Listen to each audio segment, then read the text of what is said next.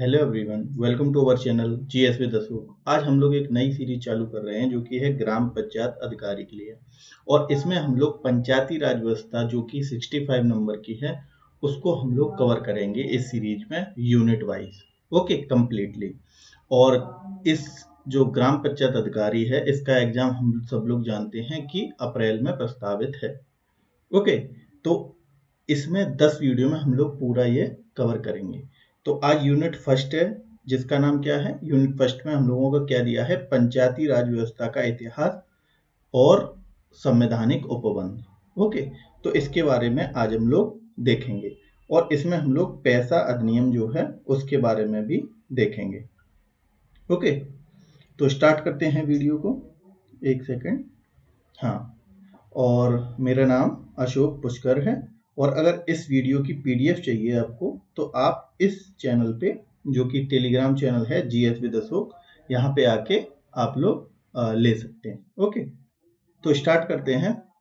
तो वीडियो को स्टार्ट करने से पहले थोड़ा सा हम लोग आइडिया ले लें भारत की गवर्नेंस का। ओके, तो भारत में क्या है, जो पावर का डिवीजन किया गया है। ठीक, अभी ये शॉर्ट में समझा रहा हूँ, फिर जब चैप्टर आएगा नेक्स्ट, जब लोकल सेल्फ गवर्नमेंट वाला चैप्टर आएगा, पंचायतों का वर्तमान स्वरूप, उसमें हम लोग डिटेल में समझेंगे ये चीज। लेकिन अभी एक आइडिया ले लें क्योंकि हम लोग हिस्ट्री पढ़ रहे हैं इसकी, पंचायत के ही बारे में। ओके, तो क्या है, भारत में जो सत्ता है, भारत में जो गवर्नेंस है उसका, उसमें क्या है, डिवीजन ऑफ पावर है। तो डिवीजन कैसे है पावर का कि शक्तियां एक जगह नहीं है, मतलब कि केंद्र में शक्तियां हैं, फिर उसके बाद उसका डिवीजन किया है प्रांतों में, प्रांत यानी कि राज्यों में, और राज्य से लोकल बॉडीज में यानी कि स्थानीय सुशासन स्थानीय में। ठीक है, तो ये ऐसे डिवीजन ऑफ पावर है, यानी कि डिसेंट्रलाइजेशन ऑफ पावर है इंडिया में। ओके, जिसे कहते हैं क्या, राजनीतिक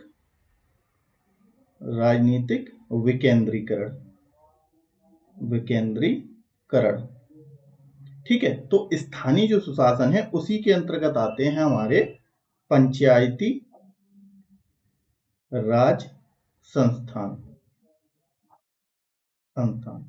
ठीक है, और जिसके अंदर क्या आता है, ग्राम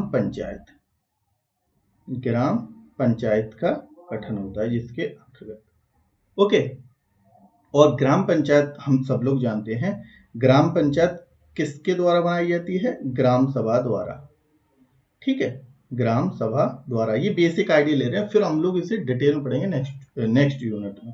ओके, और ग्राम सभा में हम सब लोग जानते हैं, ग्राम सभा में ग्राम के जो भी सारे मेंबर होते हैं, जो भी इलेक्टोरल रोल में रजिस्टर्ड होते हैं, यानी कि जो निर्वाचक मंडल की सूची है उसमें अगर शामिल है तो वो सारे ग्राम सभा के सदस्य होते हैं और यही ग्राम पंचायत को चुनती है। और ग्राम पंचायत के अध्यक्ष को क्या कहते हैं, ग्राम पंचायत के अध्यक्ष को कहते हैं प्रधान। और इसमें प्रधान के साथ साथ सदस्य भी होते हैं। ठीक है, तो ये एक बेसिक आइडिया ले लिया कि पंचायत का कैसा संगठन होता है नॉर्मली। ओके, और शासन की अगर बात करें, जो शासन है यानी कि एडमिनिस्ट्रेशन है, तो वो कैसे डिवाइड होता है, ये 3 पावर में डिवाइड होता है। जैसे कि लेजिस्लेचर यानी कि कानून बनाने वाले यानी कि विधायिका, और एग्जीक्यूटिव यानी कि कार्यपालिका, और जुडिशरी यानी कि न्यायपालिका। ओके, तो एग्जीक्यूटिव, जुडिशरी एंड लेजिस्लेचर, इन 3 में जो है डिवाइड होता है क्या, गवर्नेंस का, मतलब ये शासन जो है इन 3 चीज में डिवाइडेड है। तो अगर हम लोग पढ़ना है हम लोगों को पंचायती राज व्यवस्था का इतिहास, तो ये हम लोगों ने थोड़ा बेसिक गवर्नेंस के बारे में जान लिया कि कैसा कैसा स्ट्रक्चर है बेसिक। ओके, तो अब इसे रब करते हैं, अब स्टार्ट करते हैं अपना वीडियो कि इतिहास के बारे में देखते हैं शासन की। तो सबसे पहले हम लोगों को प्राचीन काल में पंचायत व्यवस्था। ठीक है, तो हम लोग जो ऐतिहासिक पृष्ठभूमि अगर देखें इसकी, ऐतिहासिक जो पंचायतों की ऐतिहासिक पृष्ठभूमि देखनी है ना इस यूनिट, तो ऐतिहासिक पृष्ठभूमि को हम लोग 3 पार्ट में देखेंगे। जैसे कि ये प्राचीन वाला, सबसे पहले प्राचीन काल में, फिर उसके बाद मध्यकाल में, मध्यकाल के बाद आधुनिक काल में, आधुनिक काल में। ओके, और आधुनिक काल में भी हम लोग देखेंगे एक तो ब्रिटिश साम्राज्य, जब ब्रिटिश का शासन था तब, और एक स्वतंत्रता के बाद, तो ये पूरी हिस्ट्री हम लोग देखेंगे अभी तक की, प्रेजेंट टाइम तक की। ओके, तो सबसे पहले स्टार्ट करते हैं प्राचीन काल में। तो वैदिक युग जो था, यानी कि वैदिक पीरियड जो था, वहां पे कौन से शब्द का उपयोग ग्रंथों में पंचायतन शब्द का उल्लेख मिलता है। ओके, तो ये वर्ड आपको याद रखना है कि वैदिक पीरियड में कौन से शब्द का उल्लेख मिलता है, तो पंचायतन शब्द का मिलता है उल्लेख। ओके, तो ये पॉइंट आपको याद रखना है। और जो ऋग्वेद है, ऋग्वेद यानी कि ओल्डेस्ट टेक्स्ट कौन सा है, जो वैदिक काल कैसे कहते हैं, जहां पे वैदिक वेदों का निर्माण हुआ था। ओके, तो उसी में क्या है, एक वेद है ऋग्वेद, 4 वेद हैं, उसमें से सबसे ओल्डेस्ट टेक्स्ट कौन सा है, ऋग्वेद। तो ऋग्वेद में 3 वर्णों का वर्णन मिलता है। उसमें 3 वर्ड कौन कौन से हैं, एक है सभा, ठीक है, एक है समिति, और एक है विदत। ठीक, तो ऋग्वेद में कौन से 3 वर्णों का उल्लेख मिलता है, एक सभा, एक समिति और एक विदत। तो ये तीनों चीजें आप लोगों को याद रखनी है कि वैदिक काल में कौन से 3 वर्णों का उल्लेख मिलता है। ओके, अब इनके बारे में जान लेते हैं। ठीक है, जैसे कि सभा, सभा क्या थी, जैसे कि हमने अभी शासन बताया था 3 पार्ट में रहता है, एक न्यायपालिका, एक कार्यपालिका और एक विधायिका। तो ऐसे ही सभा जो क्या थी उस समय की, न्यायपालिका थी। ठीक है, इसे क्या कहते थे, न्यायपालिका, न्यायपालिका। ऐसी समिति, समिति क्या थी, समिति थी विधायिका, विधायिका। ओके, और विदत क्या थी, विदत को क्या कहते थे, कार्यपालिका, यानी कि एग्जीक्यूटिव, कार्यपालिका। ठीक है, तो न्यायपालिका यानी कि जुडिशरी, विधायिका यानी कि लेजिस्लेचर, और कार्यपालिका यानी कि एग्जीक्यूटिव। ओके, तो ये 3 चीजें थी। अगर अब सभा के बारे में थोड़ा सा हम लोग वर्णन कर लें, थोड़ा सा कर ले रहे हैं। अगर आपको अलग से वीडियो चाहिए हिस्ट्री के बारे में, यानी कि पूरा हिस्ट्री, यानी कि मॉडर्न जो है अभी पंचायत व्यवस्था है उससे पहले की अगर डिटेल में चाहिए तो आप लोग बता देना, तो उसका वीडियो मैं अलग बना दूंगा। अभी थोड़ा सा डिस्क्रिप्शन दे दे रहा हूं जो जो इंपॉर्टेंट टर्म है उनके बारे में। ओके, तो सभा क्या थी, सभा क्या है, एक प्रकार की पंचायत संस्था थी। सभा क्या थी, एक प्रकार की पंचायत थी। ओके, तो ये याद रखना। ओके, और इसका कार्य क्या होगा, अब जब न्यायपालिका इसका वो ही है, इसे न्यायपालिका कहते हैं, तो इसका कार्य क्या होगा, इसका कार्य होगा न्याय करना, न्याय करना। ओके, तो न्याय करना इसका मुख्य कार्य था। ओके, और इसमें जो है, जो सभा है, इसमें दोनों प्रकार के सदस्य, मतलब कि पुरुष सदस्य भी थे और महिला सदस्य भी थे। तो इसमें दोनों सदस्यों का उल्लेख मिलता है, पुरुष और महिला दोनों सदस्यों का उल्लेख मिलता है। और जो पुरुष थे उन्हें क्या कहते थे, उन्हें कहते थे सभे। तो ये पॉइंट आपको याद रखना है, सभे कहते थे। और महिला जो सदस्य थी उन्हें क्या कहते थे, सभापति, सभापति। तो सभा के बारे में ये 3-4 पॉइंट आपको याद रखने चाहिए।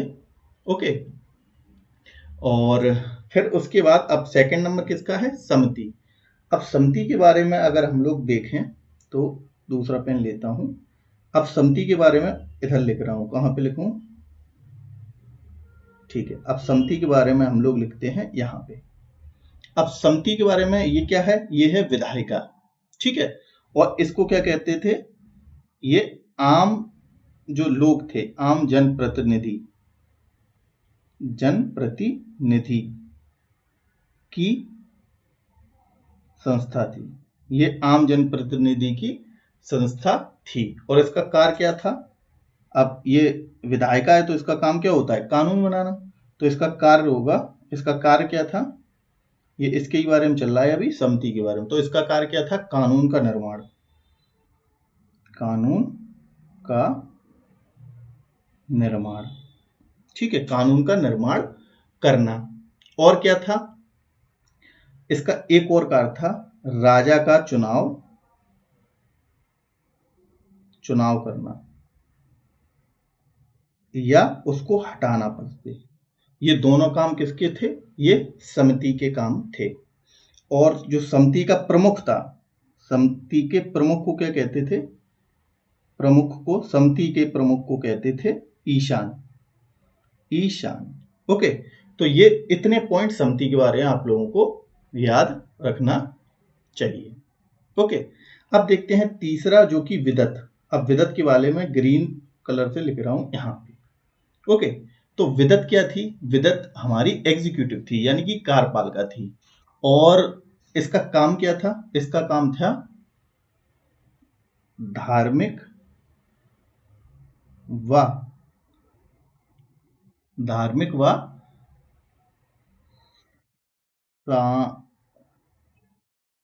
सांस्कृतिक, कुछ गलत लिखा जाए अगर, लेकिन वर्ड बोलने में तो ठीक है, लेकिन लिखने में कुछ मात्रा हो जाए तो वो आप लोग एडजस्ट कर लें। ये मत बोलना कि ये गलत लिख दिया, ठीक है? तो धार्मिक एवं, बाकी बोलने में तो ठीक ही बोल रहा हूं कि धार्मिक एवं सांस्कृतिक कार्य करना। ठीक है, धार्मिक एवं सांस्कृतिक कार्य करना किसका काम था? ये था कार्यपालिका यानी कि विदत का कार्य। ठीक है, और जो विदत है, विदत के बारे में दूसरा पॉइंट आप लोगों को क्या याद रखना है? दूसरा पॉइंट ये याद रखना है कि यह सबसे प्राचीनतम संस्था है। ठीक, सबसे प्राचीनतम संस्था कौन सी है? तो ये विदत है। ओके, तो इतने पॉइंट आपको इसमें प्राचीन काल में याद रखने हैं। ओके, अब देखते हैं नेक्स्ट कौन सा है? नेक्स्ट है रामायण काल। अब रामायण काल में जो है प्रशासन वो कितने भागों में डिवाइड था? तो 2 भागों में डिवाइड था। तो ये पॉइंट आपको याद रखना है कि रामायण के युग में प्रशासन 2 भाग में डिवाइडेड था। कौन सा?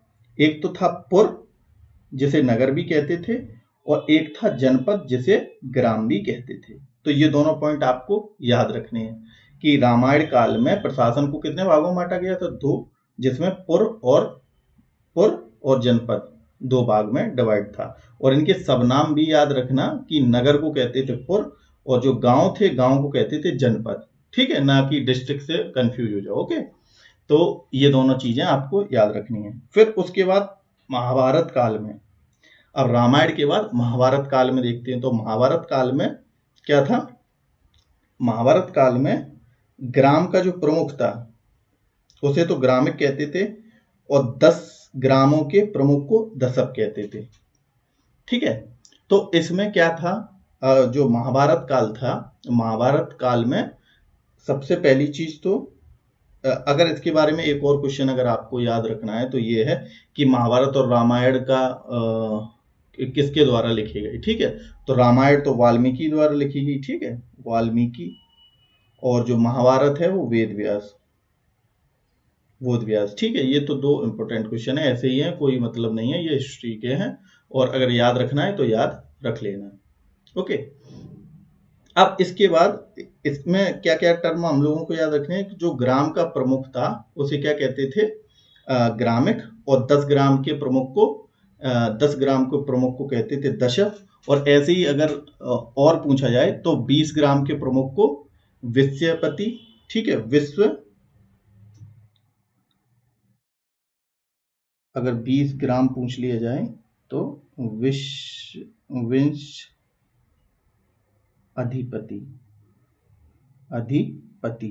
ठीक है, और ऐसी 1000 गांव के प्रमुख को क्या कहा जाता था? अगर 1000 ग्राम के प्रमुख को पूछ लिया जाए तो 1000 गांव के समूह के प्रमुख को कहा जाता था शतग्राम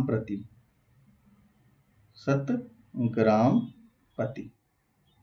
ओके, तो इतना आपको जो है याद रखना है इसमें।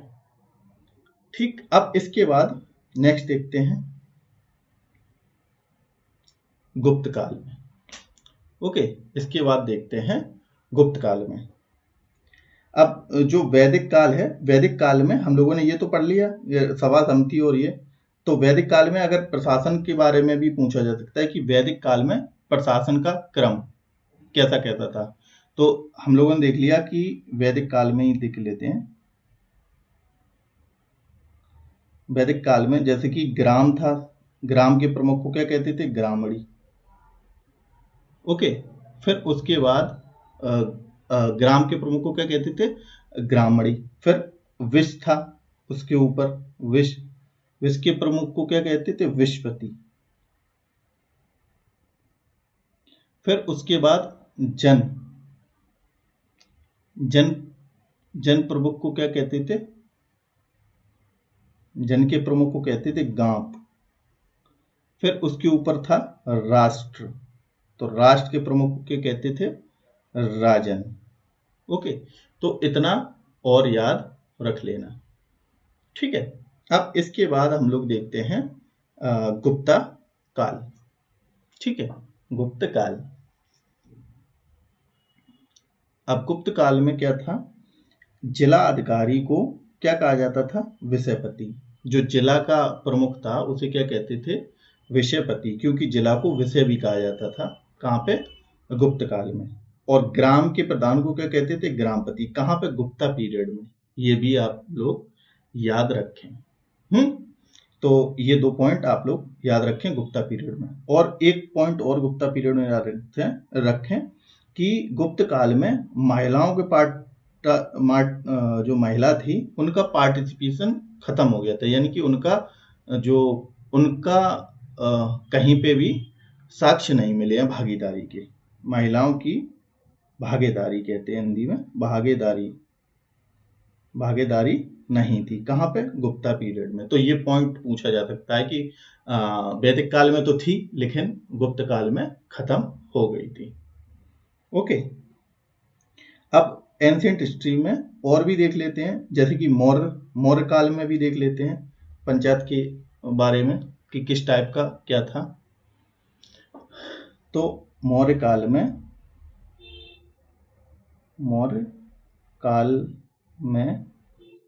प्रांतीय, मौर्य काल में स्थानीय सुशासन,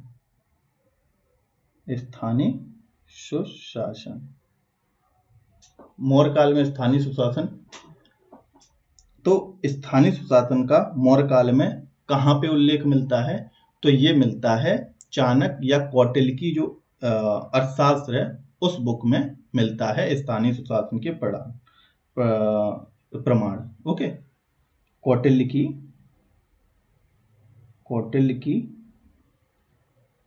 अर्थशास्त्र में, कौटिल्य की अर्थशास्त्र में क्या मिलते हैं? प्रमाण मिलते हैं स्थानीय सुशासन के, मिलते हैं लोकल सेल्फ गवर्नमेंट के। ओके, तो ये पॉइंट आपको याद रखना है, ठीक। और इसके अलावा अगर इसका प्रशासन देखा जाए, मौर्य काल में प्रशासन की अगर बात की जाए, एक सेकंड, हाँ, तो मौर्य काल में अगर प्रशासन की बात की जाए तो प्रशासन स्टार्ट हुआ ग्राम से। तो ग्राम के प्रमुख को यहाँ पे क्या कहते थे? ग्राम के प्रमुख को कहते थे ग्रामिक, ठीक। ग्राम के प्रमुख को क्या कहेंगे यहाँ पे मौर्य काल में? ग्रामिक, ठीक। इसके ऊपर क्या था? अरे एक सेकंड, ग्राम का प्रमुख कौन था? ग्रामिक। ओके, फिर इसके ऊपर क्या था? इसके ऊपर था विषय, विषय या आहार, एक ही चीज है। ग्राम से बड़ा क्या था? नगर, यानी कि विषय या आहार। और इसके प्रमुख को क्या कहते थे? इसके प्रमुख को कहते थे विषयपति, ठीक है, विषयपति या राजुक कहते थे।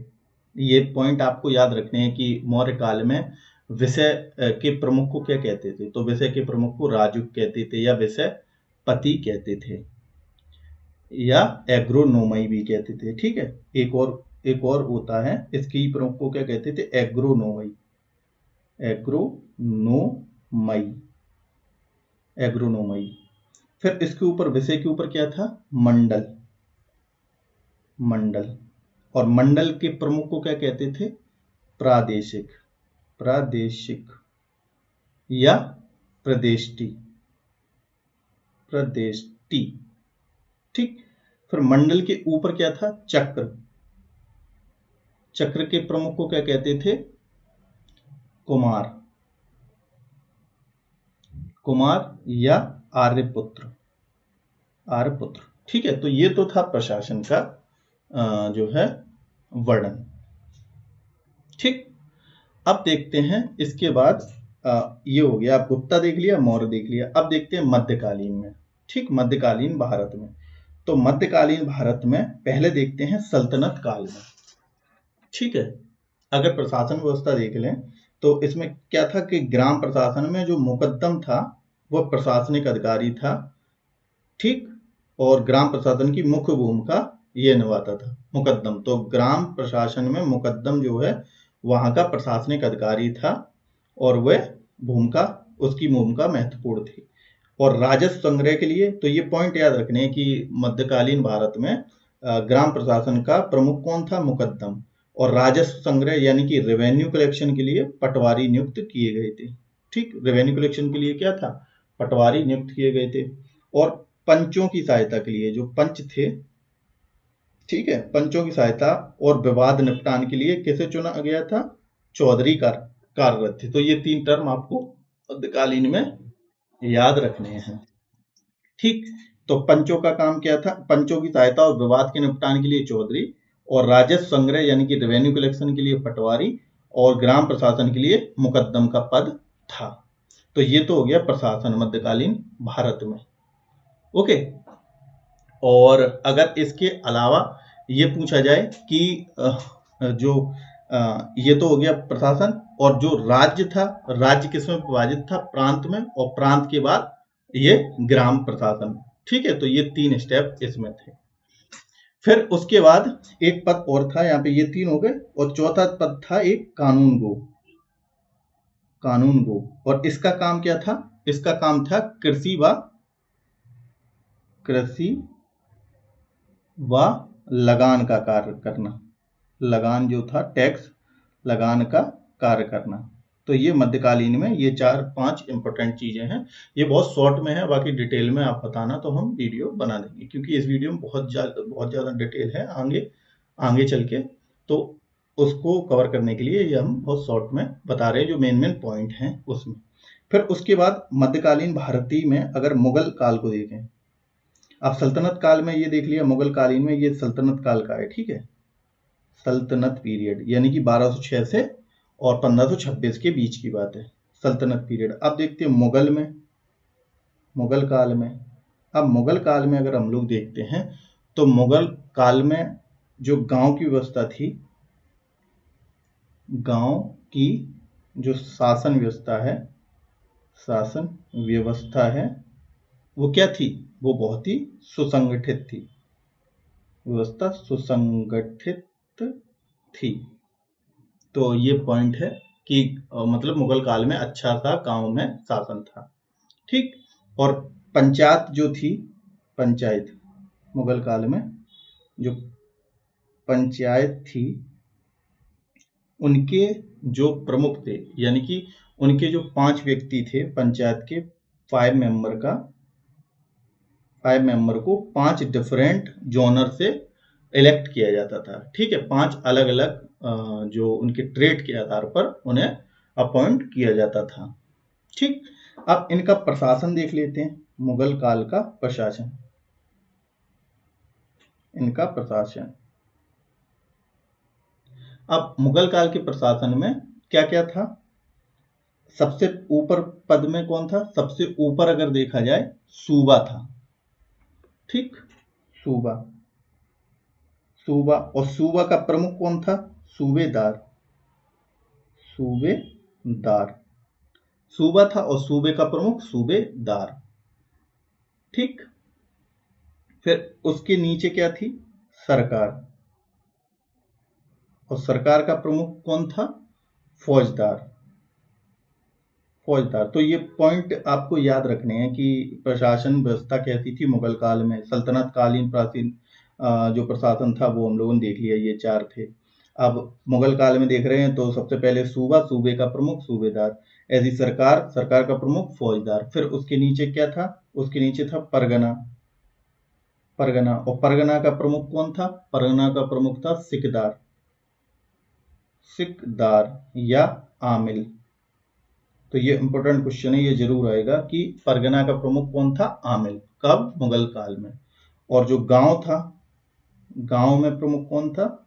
कानून गो। ओके, तो ये 4 चीजें आपको याद रखनी है। ओके, तो इतना हम लोगों ने देख लिया। अब 5वां पॉइंट इसमें क्या है? 5वां पॉइंट है निरंतरता एवं स्वायत्तता। तो इतिहास में विभिन्न राजनीतिक परिवर्तनों के बावजूद पंचायत की व्यवस्था किसी न किसी रूप में जारी रही और ग्रामीण स्तर पर स्वायत्तता बनाए रखी। ये पॉइंट दिया है कि विभिन्न प्रकार की व्यवस्थाएं हम लोगों ने देखी ली कि इतनी है। और बाकी अगर इतना ये हमने बता दिया यहाँ तक, मध्यकालीन तक, तो इसमें अगर डिटेल में चाहिए तो आप लोग बता देना। ओके, तो चलो नेक्स्ट देखते हैं। अब ब्रिटिश काल में, अब आधुनिक भारत में ब्रिटिश काल में पंचायत की व्यवस्था देखते हैं। ओके, अब हम लोग मध्यकालीन तक कर लिया, अब आधुनिक भारत में ब्रिटिश काल में हम लोग देखते हैं। तो सबसे पहले ब्रिटिश काल में सबसे पहली शुरुआत कब हुई? ऐतिहासिक पृष्ठभूमि इसकी ब्रिटिश काल की। तो सबसे पहले जो वारन हेस्टिंग्स था, वारन हेस्टिंग्स, वारन हेस्टिंग्स ने सबसे पहले डिसेंट्रलाइजेशन को बताया। डी मतलब डिवीजन ऑफ पावर के बारे में बताया। ठीक है, डिसेंट्रलाइजेशन ऑफ पावर बताया। ठीक, और इसने प्रपोजल डिसेंट्रलाइजेशन के बारे में प्रपोजल जो है, प्रपोजल यानी कि प्रस्ताव, प्रपोजल कब लाया? ये 1786 में। ओके, 1786 में। और फिर इसके बाद क्या हुआ कि इसके बाद अगर यहाँ पे देखते हैं, फिर इसके बाद क्या हुआ? सबसे पहले देखते हैं यहाँ से 1863 में। ठीक, इसके बाद 1863 में प्रारंभिक सुधार और स्वच्छता आयोग का गठन किया गया। सबसे पहले प्रारंभिक सुधार और स्वच्छता आयोग। ठीक, तो 1863 में शाही स्वच्छता आयोग की रिपोर्ट भारतीय गांवों की स्वच्छता संबंधी दयनीय स्थिति का उल्लेख किया गया। सबसे पहले ब्रिटिश काल में पंचायती व्यवस्था के बारे में हम लोग देख रहे हैं। तो 1863 में शाही स्वच्छता आयोग की रिपोर्ट को भारतीय गांवों की स्वच्छता संबंधी दयनीय स्थिति का उल्लेख किया गया। ओके, इसके बाद विभिन्न राज्यों में ग्रामीण स्वच्छता अधिनियम पारित किए गए। तो सबसे पहले ये एफर्ट था पंचायत के बारे में ब्रिटिश काल में। ओके, फिर सेकंड पॉइंट क्या है कि लॉर्ड मोये का विकेंद्रीकरण प्रस्ताव। अब इसके बाद लॉर्ड मेयो जो था, लॉर्ड मेयो, तो ये नाम आपको याद रखने हैं। एक सेकंड, तो ये जो है नाम आपको याद रखना है। फिर उसके बाद क्या है? लॉर्ड मेये का जो विकेंद्रीकरण का प्रस्ताव आया 1870 में। ठीक है, विकेंद्रीकरण यानी कि पावर को लोकल बॉडीज को देने का यहाँ पे प्रस्ताव लाया गया। तो 14 दिसंबर 1870 को, 14 दिसंबर 1870, ये डेट भी याद रखना, 14 दिसंबर 1870 को लॉर्ड मेयो ने स्वायत्त सत्ताशासी संस्थाओं के गठन के लिए विकेंद्रीकरण के लिए काउंसिल में प्रस्ताव पारित कराया। तो सबसे पहले 14 दिसंबर 1870 को प्रस्ताव पारित किया गया विकेंद्रीकरण का। ठीक है, ये लाया प्रपोजल, लेकिन ये नहीं पास हुआ। फिर लॉर्ड मेयो द्वारा जो लाया गया विकेंद्रीकरण को, जो 1870 में स्वायत्त सत्ताधारी संस्थाओं के गठन के लिए, सत्ता का विकेंद्रीकरण के लिए काउंसिल में प्रस्ताव पारित करवाया गया। और ये क्या था? यह ग्रामीण क्षेत्रों में स्वायत्त शासन स्थापित करने का पहला प्रयास था। तो पहला जो स्टेप था वो क्या था ये प्रस्ताव विकेंद्रीकरण वाला प्रस्ताव पारित करना, जो कि किसने करवाया था, लॉर्ड मेयो ने। तो ये दोनों पॉइंट आपको याद रखने हैं, ये भी पॉइंट और ये पॉइंट, और किस तारीख को पारित हुआ ये भी पॉइंट। ओके, अब देखते हैं नेक्स्ट। उसके बाद तीसरे नंबर रॉयल कमीशन, जो 1907 और 1909, मतलब 1907 से 1909, और पंचायत सुधार। रॉयल कमीशन कब आया था, 1907 से 1909 के बीच में। तो 1907 में जो चार्ल्स हाव हाउस, ये नाम याद रखना, 1907 में चार्ल्स हाव हाउस की अध्यक्षता में रॉयल कमीशन की नियुक्ति की गई। ठीक, तो रॉयल कमीशन कब आया, 1907 में, और उसके चेयरमैन कौन थे, चार्ल्स हाव हाउस। ओके, जब सूरत स्प्लिट, ऐसे याद रख सकते हैं, कोई भी कनेक्शन जो आपको डेट याद हो उसके अकॉर्डिंग तभी आपको डेटें याद होंगी, अदरवाइज दिक्कत होगी रटने में। ओके, तो जैसे कि सूरत स्प्लिट कब हुआ था, 1907 में। तो 1907 ही में चार्ल्स जो हाव हाउस हैं उनकी अध्यक्षता में रॉयल कमीशन का गठन हुआ, और उसने रिपोर्ट कब दी, 2 साल बाद, 1909 में। ठीक, तो आयोग ने क्या निष्कर्ष निकाला इस रिपोर्ट में, तो पंचायतें सफल नहीं हो रही हैं, ये पहला उसका निष्कर्ष था। दूसरा उसका कारण क्या था, कि निर्वाचन नहीं था उसमें पंचायतों में, मतलब कि इलेक्शन नहीं थे इस वजह से, और वित्तीय उत्तरदायित्व की कमी, यानी कि जो फाइनेंस नहीं था उनके पास, वित्तीय उत्तरदायित्व की कमी, और एडमिनिस्ट्रेशन की प्रॉब्लम, यानी कि प्रशासनिक नियंत्रण बहुत ढीला था, शैथिल्य था। ओके, तो ये पॉइंट बस ये एज इट इज ऐसे आप लोग एक एक बार पढ़ जाएंगे तो एक मतलब एक वो बन जाएगी सीट कि हाँ इसमें क्या क्या नहीं हुआ।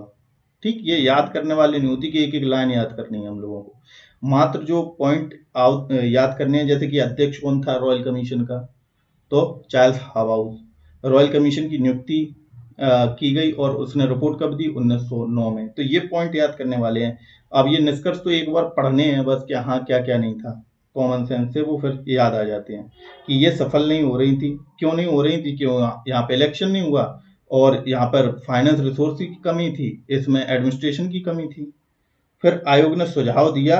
अब आयोग ने सुझाव क्या दिया था, सुझाव दिया था कि ग्रामीण जनता को अपने प्रतिनिधि को चुनने का, मतलब स्वयं चुने, मतलब कि जो अपने जो प्रतिनिधि हैं वह स्वयं चुने, ये उसने क्या सजेशन दिया था। तो ये पॉइंट ऐसे ही पढ़ लेना तो याद हो जाएगा कि ग्रामीण जनता अपने प्रतिनिधि स्वयं चुने, ये उन्होंने क्या बताया, एक सुझाव दिया। फिर पंचायतों को फौजदारी और दीवानी मामलों की सुनवाई के लिए गांव में सफाई, तालाब, कुएं, सड़क निर्माण एवं प्राथमिक शिक्षा का कार्य सौंपा जाए।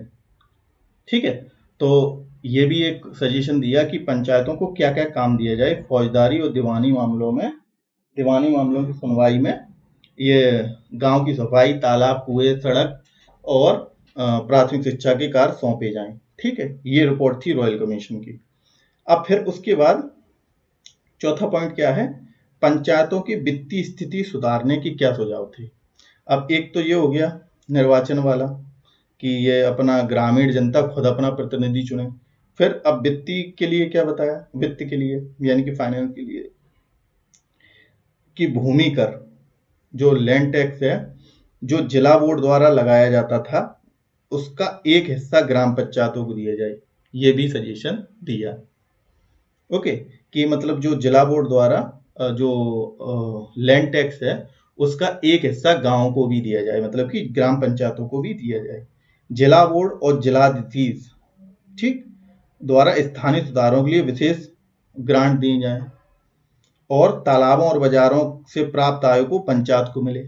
जो तालाब हैं और जो बाजार लगते हैं, यानी कि उनसे उनकी जो आय होती है वो पंचायतों को मिले। और ग्राम पंचायत द्वारा निपटाए गए मुकदमों, जो ग्राम पंचायत द्वारा जो मुद्दे निपटाए जा रहे हैं, उनकी मामूली फीस पंचायतों का राजस्व सोर्स से जोड़ी जाए। ठीक है, तो ये फाइनेंस के बारे में इतने सजेशन दिए कि पंचायत को कैसे वित्त मिल सके। फिर पांचवा पॉइंट ये है कि महात्मा गांधी और ग्राम स्वराज का विचार, मतलब महात्मा गांधी का ग्राम स्वराज का विचार क्या था। तो महात्मा गांधी ने कहा था कि गांव स्तर पर शासन और पंचायती राज की स्थापना को आवश्यक किसने बताया था, गांधी जी ने बताया था। और उनके अनुसार क्या बताया था, उन्होंने एक कोट दी थी, क्या, हमारे गांव की सेवा करने से ही सच्चे राष्ट्र की स्थापना हो सकती है। मतलब गांव की सेवा करने से ही एक अच्छे राष्ट्र का निर्माण हो सकता है। अन्य सभी प्रयास निरर्थक होंगे, अगर गांव नष्ट हो जाएंगे तो हिंदुस्तान नष्ट हो जाएगा। ये उनका कोट था। ओके, तो ये एक बार पढ़ सकते हैं आप लोग। अब देखते हैं स्वतंत्र भारत में ग्राम पंचायत। ओके, तो अब ब्रिटिश पीरियड में हम लोगों ने देख लिया जो जो उन लोगों ने किया, मेन पॉइंट। अब इसके बाद देखते हैं स्वतंत्र भारत में क्या ग्राम पंचायत के बारे में प्रोविजन आए। तो सबसे पहला पॉइंट तो यही है कि गांधी जी और पंचायती राज के विचार, क्योंकि गांधी जी जो बहुत बड़े समर्थक थे क्या, इसी के लोकल सेल्फ गवर्नमेंट के। ओके, तो महात्मा गांधी ने स्वराज और स्वावलंबन के लिए पंचायती राज के प्रबल समर्थक थे। तो गांधी जी पंचायती राज के क्या थे, प्रबल समर्थक थे। तो ये तो पता ही है हम लोगों को, ये कॉमन सा पॉइंट है। और उन्होंने क्या कहा था, सच्चा स्वराज सिर्फ कुछ लोगों के हाथ में सत्ता आ जाने से नहीं, बल्कि सभी हाथों में क्षमता आने से आएगा। यानी कि इन्होंने क्या कहा कि केवल एक जगह पावर को एक्युमुलेट नहीं करना है, पावर को डिस्ट्रीब्यूट करना है, मतलब कि राज्यों में और गांवों में। ठीक, और फिर आगे लिखा है कि केंद्र में बैठे बस 20 व्यक्ति सच्चे लोकतंत्र को नहीं चला सकते, इसे चलाने के लिए निचले स्तर पर प्रत्येक गांव के लोगों को भी शामिल करना पड़ेगा। वही बात की थी, मतलब कि डिसेंट्रलाइजेशन ऑफ पावर करना पड़ेगा गवर्नमेंट को, तभी सत्ता को अच्छे से चलाया जा सकता है। तो ये तो गांधी जी का विचार था। अब देखते हैं संविधान में पंचायती राज का क्या स्थान है। अभी जो संविधान है अपना, उसमें पंचायती राज का क्या क्या स्थान है वो देखते हैं। तो गांधी जी की पहल पर, जब गांधी जी के गांधीयन प्रिंसिपल भी, अगर डीपीएसपी, जब हम लोग अगर कभी आप मेरे उसके पॉलिटिकल लेक्चर देखोगे तो उसमें भी क्या है, जब हम लोग पॉलिटी पढ़ते हैं यानी कि संविधान को पढ़ते हैं, कॉन्स्टिट्यूशन को, तो उसमें एक 4th चैप्टर है डीपीएसपी, यानी कि directive principle of state and policy. तो उसमें कुछ गांधीयन प्रिंसिपल हैं, सोशलिस्ट प्रिंसिपल हैं। तो उसमें क्या है, तो उसमें जो 40 नंबर है आर्टिकल, तो वो गांधीयन प्रिंसिपल में इसी वजह से आता है क्योंकि इन्हीं को द्वारा दिया गया सजेशन था। तो गांधी जी की पहल पर संविधान का अनुच्छेद 40 पंचायतों को सुदृढ़ बनाने की बात कही थी। मतलब कि स्टेट को ये चीज इंश्योर करनी है कि हम लोग पंचायत का गठन करें। आर्टिकल नंबर 40 में क्या है, ऑर्गेनाइजेशन ऑफ विलेज पंचायत। ठीक, ये राज्यों के शक्ति के अंदर है, तभी आर्टिकल 40 में ये दिया रखा है। और यह राज्य के नीति निर्देशक तत्वों के भाग 4 में शामिल किया, ये लिखा भी है यहाँ पे। फिर इसमें कहा गया था कि राज्य ग्राम पंचायत को सशक्त बनाने के हेतु कदम उठाएगा। यानी कि राज्य का ये कर्तव्य बनता है कि वह पंचायतों को सशक्त बनाने के लिए कदम उठाएगा और उन्हें प्रशासन की इकाई के रूप में आवश्यक अधिकार प्राप्त करेगा। ठीक है, तो गांधी जी के पहल के द्वारा आर्टिकल 40 जो संविधान के डीपीएसपी पार्ट 4 में दिया रखा है। तो एक सेकंड, हाँ, तो हम लोग क्या देख रहे थे, हाँ, तो संविधान में पंचायती राज का स्थान हम लोग देख लिया। और ठीक है, तो पार्ट 4 में डीपीएसपी में ये चीज दी रखी है, organisation of village panchayat, article 40 part 4 DPSP. Okay, और ये गांधीयन प्रिंसिपल है। अब फिर देखते हैं स्वतंत्रता प्राप्ति के बाद पंचायत व्यवस्था के पुनर्जीवन का प्रयास क्या किया गया। तो 1947 में जो संयुक्त प्रांत में पंचायती राज अधिनियम पारित किया गया, यानी कि यूनाइटेड प्रोविंस में 1947 के बाद पंचायती राज अधिनियम को पारित किया गया। इसके बारे में भी, पंचायती राज अधिनियम के बारे में भी हम लोग पढ़ेंगे, ठीक, अपने आने वाले वीडियो में। तो 1947 में ये चीज पारित की गई। और अनुच्छेद 246 प्रत्येक राज्य की विधानसभाओं को स्थानीय प्रशासन से संबंधित कानून बनाने का अधिकार देता है। तो आर्टिकल 246, ये भी आपको याद रखना है कि आर्टिकल 246 क्या देता है, प्रत्येक राज्य की विधानसभाओं, मतलब कि ये राज्य का है आर्टिकल 246। तो राज्य की जो लेजिस्लेटिव असेंबली हैं, यानी कि एसएलए हैं, स्टेट लेजिस्लेटिव असेंबलियां हैं, उनको यह शक्ति प्रदान करता है कि स्थानीय जो सुशासन है, स्थानीय शासन है, यानी कि लोकल गवर्नमेंट है, उनके लिए कानून बनाने का अधिकार किसके पास है? राज्य की विधानसभाओं के पास है, आर्टिकल 246 के अंतर्गत। ओके। और 1952 में भारत का कम्युनिटी डेवलपमेंट प्रोग्राम यानी कि सामुदायिक विकास कार्यक्रम की स्थापना की गई। तो ये तो स्वतंत्रता प्राप्ति के बाद क्या क्या स्टेप लिए गए लोकल सेल्फ गवर्नमेंट के बारे में। कम्युनिटी डेवलपमेंट प्रोग्राम भी 1952 में चलाया गया, इसके बारे में भी हम लोग योजनाओं में डिटेल में पढ़ेंगे। ठीक है, 1952 को जो कम्युनिटी डेवलपमेंट प्रोग्राम है वो क्या था। इसके बाद चौथा नंबर क्या है? तो ये डेवलपमेंट पढ़ रहे हैं, एक क्रोनोलॉजिकल वे में पढ़ रहे हैं। ठीक है, अभी इसे डिटेल में देखेंगे तब आप लोग अच्छे से याद कर पाएंगे। दो पॉइंट हैं इंपोर्टेंट, जैसे बलवंत राय मेहता कमेटी जो है वो आगे हम लोग पढ़ेंगे इलेबोरेट वे में। अभी तो बस एक क्रोनोलॉजिकल है कि कैसे डेवलपमेंट हुआ आधुनिक भारत में पंचायतों का। ठीक, तो बलवंत राय मेहता कमेटी ने जो कि 1957 में आई थी, उन्होंने क्या बताया कि समुदाय विकास कार्यक्रम की असफलता के कारणों, मतलब कि ये कार्यक्रम असफल हो गया 1952 वाला, के अध्ययन करने के बाद बलवंत राय मेहता ने एक समिति गठित की गई और इन्होंने पंचायती व्यवस्था को सशक्त बनाने के लिए त्रिस्तरीय पंचायत प्रणाली लागू की।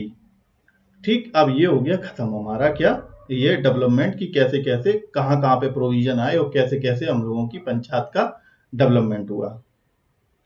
अब देखते हैं जो पंचायती राज के गठन के लिए कौन कौन सी समितियां आई। तो कम्युनिटी डेवलपमेंट प्रोग्राम सबसे पहले भारत की स्वतंत्रता के बाद आया कम्युनिटी को डेवलप कराने के लिए। ठीक, वो फेल हो गया। फिर उसके बाद बलवंत राय मेहता के नाम से, मतलब की अध्यक्षता में एक कमेटी बनी जिन्होंने, मतलब कि ये फेल क्यों हो गई, तो क्या नए सजेशन होने चाहिए जो कम्युनिटी को डेवलप कर सके। ठीक, तो उन्होंने फिर त्रिस्तरीय पंचायत व्यवस्था की जो है सजेशन दिया था। अब देखते हैं हम लोग डिटेल में समितियां कि पंचायत के गठन के लिए कौन कौन सी समितियां इंपोर्टेंट हैं और किन्होंने क्या क्या प्रोविजन दिए, और हम लोगों को यहाँ से बहुत क्वेश्चन आने की संभावना है। तो स्वतंत्र भारत में पंचायती राज को सशक्त बनाने के लिए विभिन्न समितियों का गठन किया गया। इनमें से प्रमुख समिति थी कौन सी? बलवंत राय मेहता समिति 1957। तो सबसे पहले तो डेट याद ही रखनी है सारी, ये तो कॉमन सेंस, ये बताने वाली बात नहीं कि सारी समितियों का क्रम भी पूछा जा सकता है, मैच द फॉलोइंग भी पूछी जा सकती है। ठीक है, क्योंकि इसी टॉपिक से 65 नंबर आने हैं। ठीक है, तो वो कैसे भी क्वेश्चन बना सकते हैं। तो बलवंत राय मेहता समिति जो आई थी, कब आई थी? 1957 में। ठीक, ये पहली समिति है पंचायत के ऊपर। ओके, एक सेकेंड। ओके, तो सरकार ने पंचायतों के विकास को सुझाव देने के लिए एक समिति गठित की गई थी। ठीक, यही समिति ने अपनी रिपोर्ट को सामुदायिक विकास कार्यक्रम को सफल बनाने के लिए पंचायती राज संस्थाओं की तत्काल स्थापना की सिफारिश की। यानी कि जो कम्युनिटी डेवलपमेंट प्रोग्राम जो 1952 में चलाया गया था, उसकी असफलता के बाद ये कमेटी गठित की गई 1957 में। ठीक है, तो इसने क्या सजेशन दिया कि उनको डेवलप करने के लिए पंचायती राज संस्थाओं की तत्काल स्थापना की सिफारिश इन्होंने दी इस रिपोर्ट में। ठीक है, और इसे कहा गया लोकतांत्रिक विकेंद्रीकरण नाम दिया गया, यानी कि पावर का डिस्ट्रीब्यूशन नाम दिया गया, क्योंकि अगर पंचायती राज संस्थाओं का निर्माण होगा तो क्या पावर स्टेट से फिर लोकल बॉडीज को भी दी जाएगी, यानी कि पंचायती राज इंस्टीट्यूशन को भी मिलेगी। तो तभी इसे क्या कहा गया? लोकतांत्रिक विकेंद्रीकरण नाम दिया गया। अब सिफारिशें देख लेते हैं, यहां से क्वेश्चन 110% आना ही है। तो कौन कौन सी सिफारिश थी? सबसे पहला पॉइंट तो यही बहुत इंपॉर्टेंट है कि जो बलवंत राय मेहता समिति है, उन्होंने पंचायती राज के लिए कैसी संरचना दी? तो त्रिस्तरीय संरचना दी। ठीक, जिसमें 3 स्तर होंगे। पंचायत के गठन तो होगा तो उसमें स्तर कितने होंगे? 3। तो पहला तो ग्राम स्तर पर ग्राम पंचायत का गठन, यानी कि गांव में ग्राम पंचायत का गठन। फिर खंड ग्राम, कई सारे ग्राम मिलके क्या बनते हैं? खंड, मतलब एक खंड में कई सारे गांव आते हैं। तो ब्लॉक स्तर पर क्या बनेगा? पंचायत समिति बनेगी। ठीक, या क्षेत्र पंचायत भी जैसे कहते हैं, या क्षेत्र पंचायत। तो एक बताया इन्होंने।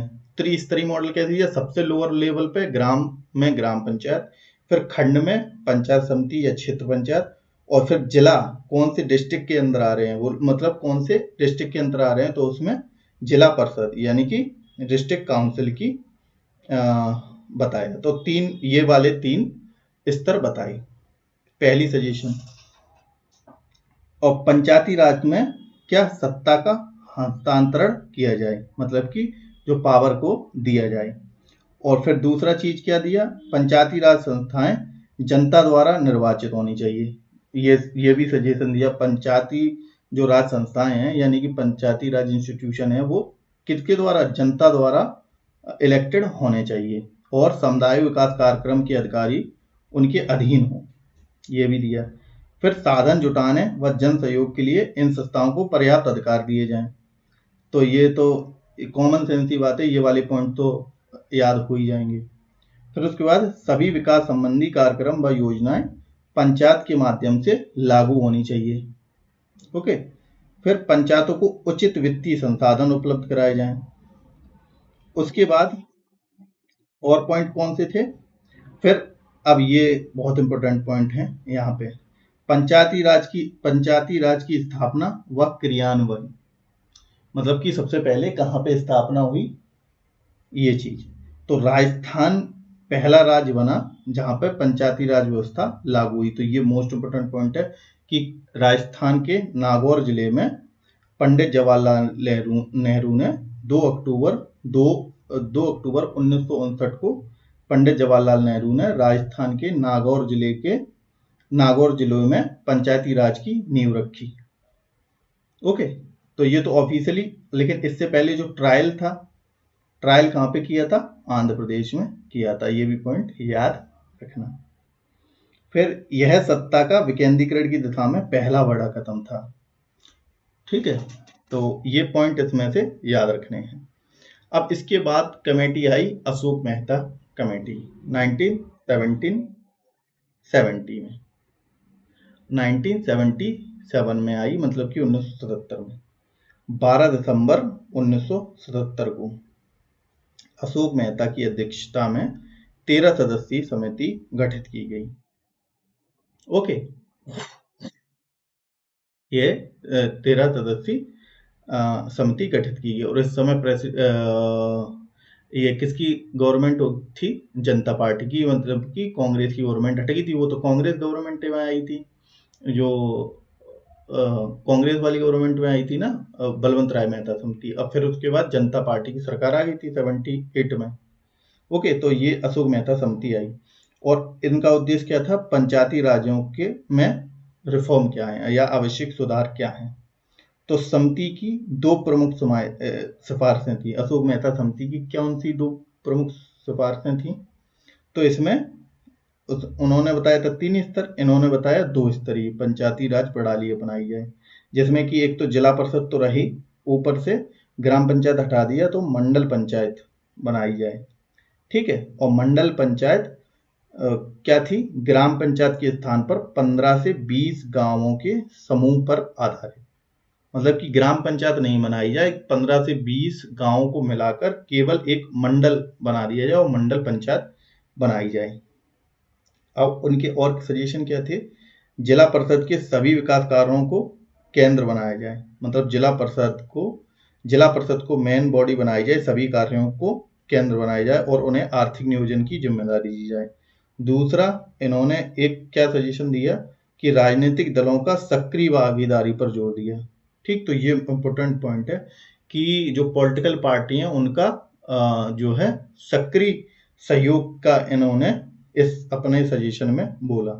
और जिला परिषद को पंचायती चुनाव के मुख्य भूमिका दी, और जो जिला परिषद है ना, ये जिला परिषद, उसको मुख्य भूमिका दी। फिर तीसरा नंबर क्या है कि पंचायती राज संस्थाओं को नियमित चुनाव कराए जाएं, पंचायती राज संस्थाओं के नियमित चुनाव कराए जाएं, और पंचायती राज चुनाव को स्थगित कराने का अधिकार राज्य सरकारों को ना हो।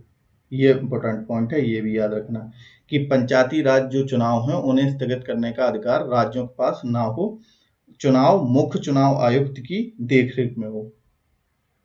ये भी इनका सजेशन था।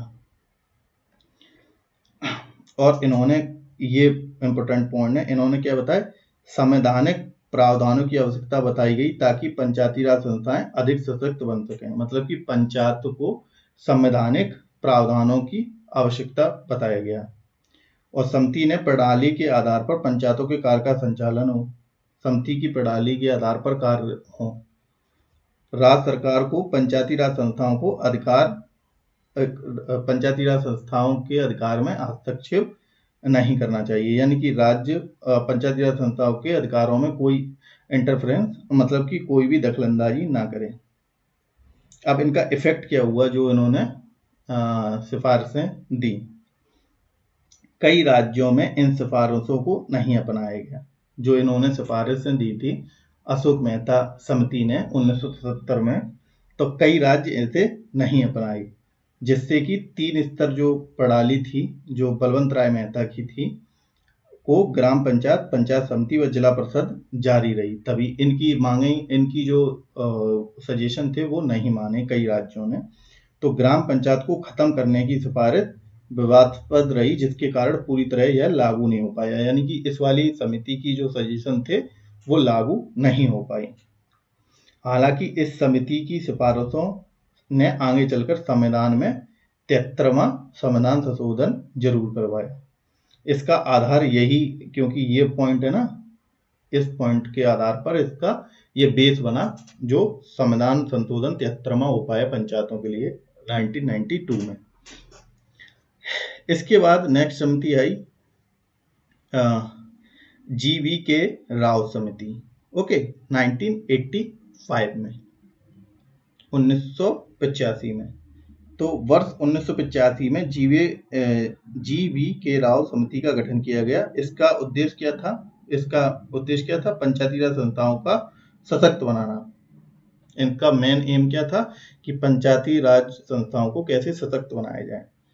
अब प्रमुख सिफारिशें कौन कौन सी थी? सिफारिशें पंचायती राज संस्थाओं का अधिकार देकर उन्हें सक्रिय बनाया जाए, जिला स्तर पर योजना निर्माण व संचालन की मुख्य इकाई माना जाए, और पंचायती राज संस्थाओं को नियमित चुनाव कराया जाए। इनके ये मेन सजेशन थे। ओके, तो ये याद रखना सजेशन। फिर उसके बाद आई LM सिंघवी समिति 1986 में, एक साल बाद। तो डॉक्टर LM सिंघवी की समिति का गठन किया गया, इसका उद्देश्य क्या था? पंचायती राज को संवैधानिक दर्जा प्राप्त हो, ये इसका मेन एम था। तो समिति की सिफारिशें क्या थी?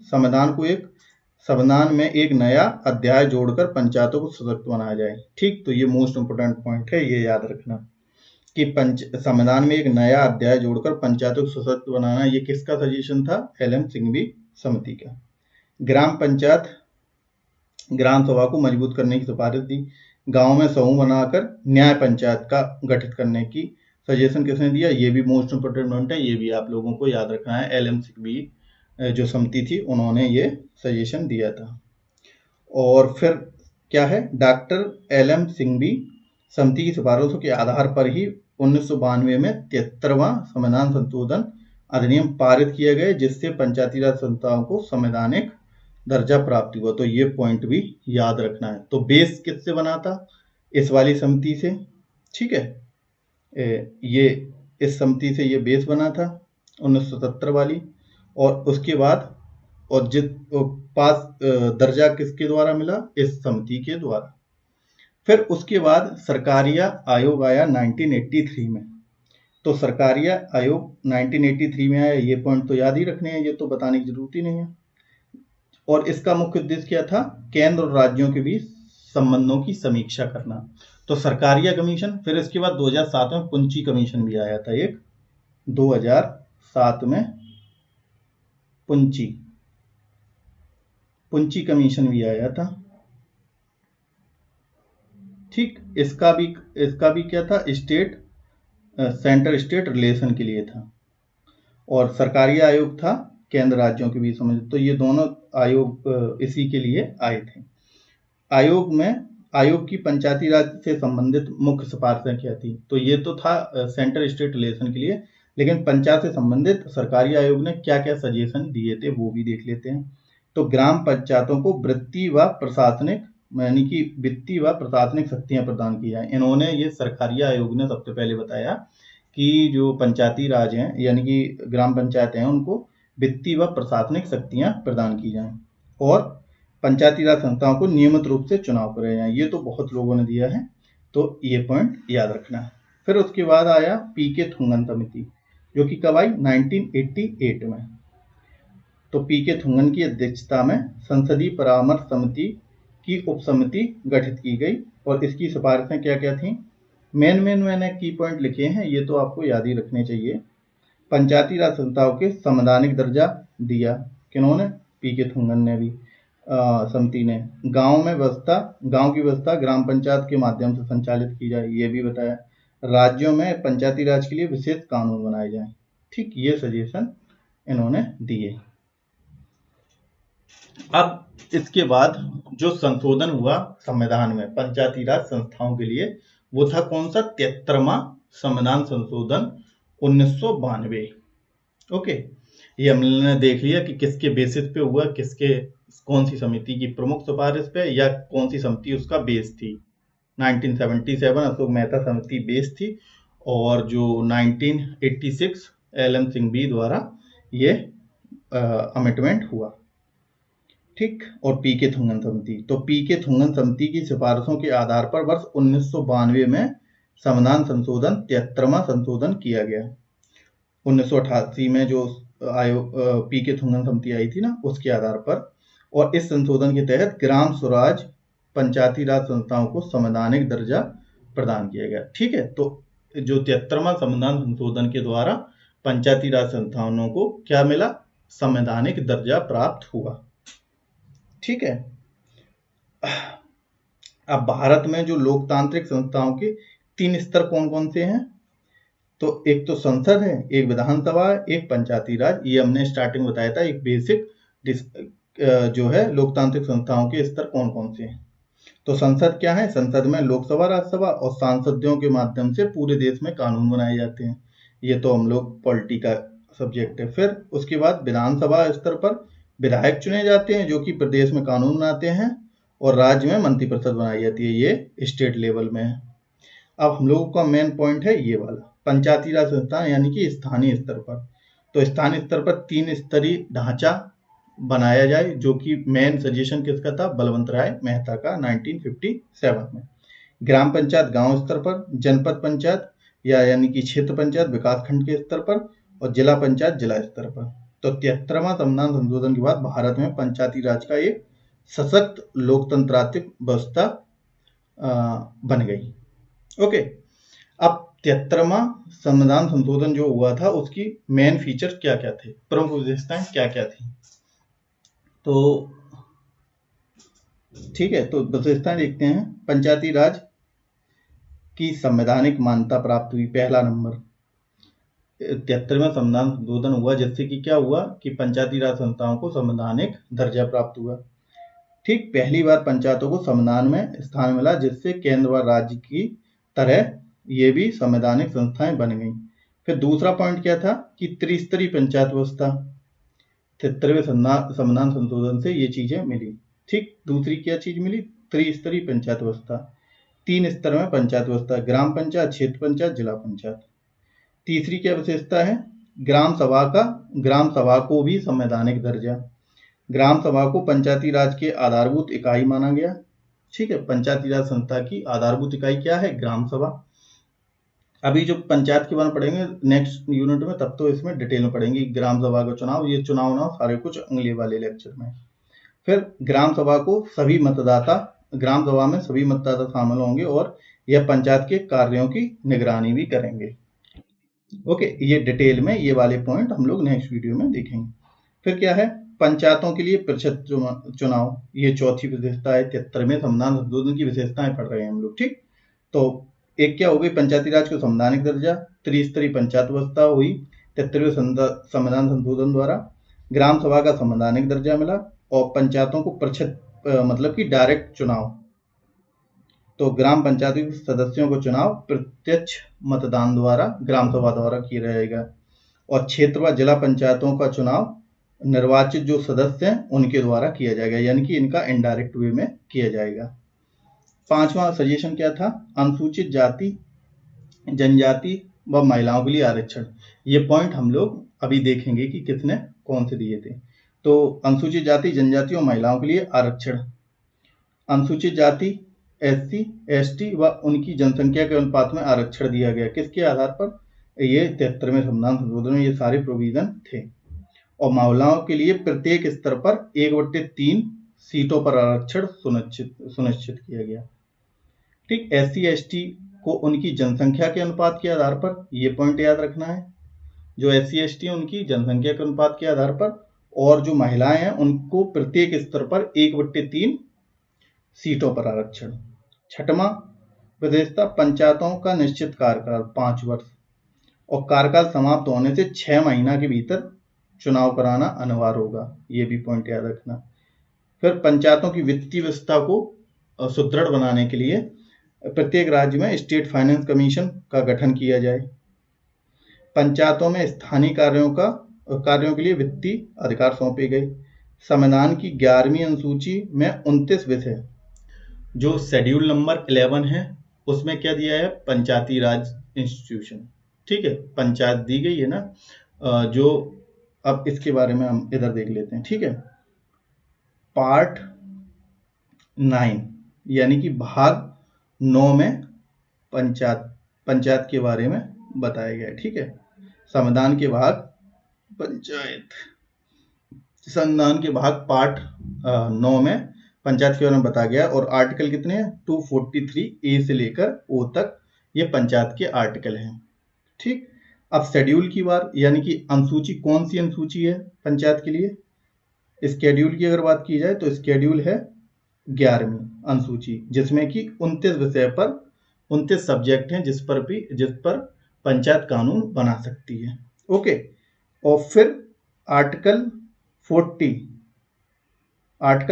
ये किसका है? DPSP का है, यानी कि directive principle of state policy. ये स्टेट के लिए है कि स्टेट आर्टिकल 40 के तहत अपने जो गांव हैं वहां पर पंचायत का गठन करेगी, यानी कि ऑर्गेनाइजेशन ऑफ विलेज पंचायत, ये directive principle of state and policy. तो ये प्रोविजन संविधान में है।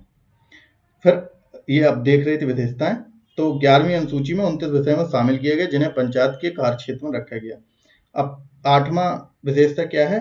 पंचायत चुनाव के लिए निर्वाचन आयोग। तो एक तो स्टेट फाइनेंस कमीशन का भी गठन किया गया 73वें संविधान संशोधन द्वारा, और स्टेट इलेक्शन कमीशन की भी स्थापना की गई।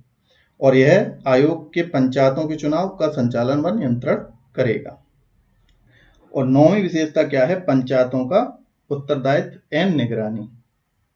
ठीक, तो पंचायतों को स्थानीय विकास की योजनाएं बनाने, लागू करने का अधिकार ये दिया गया। जन कल्याणकारी योजना व लाभार्थियों का चयन भी पंचायतें करेंगी। और पंचायत की जवाबदेही सुनिश्चित करने के लिए 6 समितियों शिक्षा स्वास्थ्य निर्माण, प्रशासनिक कार्य, जल प्रबंधन और नियोजन की स्थापना की गई। तो पंचायतों की जवाबदेही सुनिश्चित करने के लिए 6 समितियों की भी वो किया गया गठन। अब संशोधन का प्रभाव क्या हुआ? तो पंचायतों का स्थानीय संसाधन को सशक्त बनाया गया। गांवों के लोग अब समस्याओं का समाधान स्वयं कर सकेंगे। समाज में कमजोर और शोषित वर्गों के लिए विकास को मुख्यधारा से जोड़ने का अवसर मिला। ये किसके? ये संविधान जो संशोधन हुआ उसके ये इफेक्ट हुए, मतलब इससे क्या क्या चीजें पॉजिटिव मिली। तो स्थानीय विकास की योजनाओं को प्रभावी रूप से लागू करने में मदद मिली। तो इतनी चीजें हो गई अगर ये संविधान संशोधन आया तब। और 73वें संविधान संशोधन के माध्यम से भारत लोकतंत्र में गांव से संसद तक को मजबूत किया गया। ठीक, ये हो गया। अब उत्तर प्रदेश में पंचायती राज व्यवस्था, ये हम लोग अब नेक्स्ट वीडियो में देखेंगे। वीडियो 1 घंटे का हो गया। ओके, तो ये अब फिर देखेंगे उत्तर प्रदेश में अब पंचायती राज व्यवस्था क्या है। तो पूरी ये हम लोग कहाँ से, प्राचीन भारत से लेके अब 73वें संविधान संशोधन तक आ गई। अब हम लोगों को पूछना है उत्तर प्रदेश में पंचायती राज व्यवस्था कैसी है प्रेजेंट टाइम में। तो उसके बारे में पूरा हम लोग डिटेल में देखेंगे। फिर उसके बाद जो पंचायत डेवलपमेंट प्लान है, ठीक है, जो पंचायत डेवलपमेंट प्लान है, सबकी योजना सबका विकास, तो इसमें सारे चरण जो 6 चरण हैं, 6 चरण हम लोग देखेंगे कि कैसे डेवलपमेंट हुआ पंचायत में। ठीक, तृतीय, चतुर्थ, पंचम और छठवां चरण। फिर उसके बाद हम लोग देखेंगे उत्तर प्रदेश में पंचायती राज विभाग द्वारा कुछ कार्यक्रम जो इम्पोर्टेंट चलाए जा रहे हैं वो। फिर उसके बाद देखेंगे उत्तर प्रदेश में पंचायती राज व्यवस्था के स्तर, नगर पंचायत के स्तर। ठीक है, क्षेत्र पंचायत हो गया। अब फिर उत्तर प्रदेश में पंचायतों की वर्तमान स्थिति। फिर देखेंगे उत्तर प्रदेश में नगर निकाय व 74वां संविधान संशोधन। अब 73वां तो देख लिया, फिर उसके बाद देखेंगे 74वां संविधान संशोधन, जिससे कि नगर पालिका यानी कि लोकल बॉडीज इन यूपी के बारे में देखेंगे। फिर उसके बाद नगर निगम, सभासद, ये सारा देखेंगे। फिर उसके बाद देखेंगे ये पैसा एक्ट। पैसा एक्ट देखेंगे जो कि 1996 में, इसका पूरा देखेंगे क्या है, इसके महत्वपूर्ण प्रावधान, इसके समय सीमा, बस। तो ये हमारी पहली यूनिट कवर हो जाएगी। फिर उसके बाद नेक्स्ट यूनिट हम लोग देखेंगे पंचायत का वर्तमान स्वरूप। ओके, उसमें हम लोग सारा देखेंगे इलेक्शन के बारे में, कैसे इलेक्शन होता है, प्रधान का, उनके सदस्य का, बीडीसी का कैसे चुनाव होता है, जिला अध्यक्ष किसका प्रमुख होता है, ये सारा कुछ हम लोग देखेंगे। उनकी क्या क्या कार्य हैं, ये सारे हम लोग देखेंगे। ओके, धन्यवाद।